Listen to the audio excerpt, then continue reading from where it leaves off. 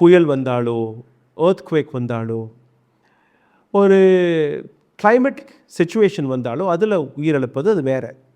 But இது ஏற்றுக்கொள்ளவே முடியாத ஒரு விஷயமாக இருக்கிறது. காலையிலிருந்து ஈவினிங் வரை அங்கே இருக்கக்கூடிய மக்கள் சோறு தண்ணி இல்லாமல் காத்து கொண்டிருந்தார்கள் வெட்ட வெயில்ல. ஈவினிங் உங்களுடைய என்ட்ரி எப்படி வந்தது? Heroic entry.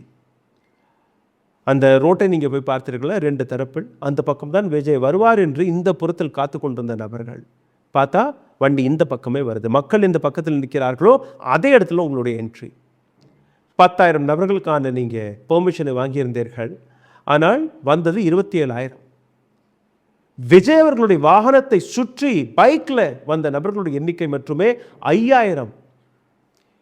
இது எல்லாமே தவறா இல்லையா என்கிற அந்த விஷயத்தையும் நாம் பார்க்க வேண்டும்.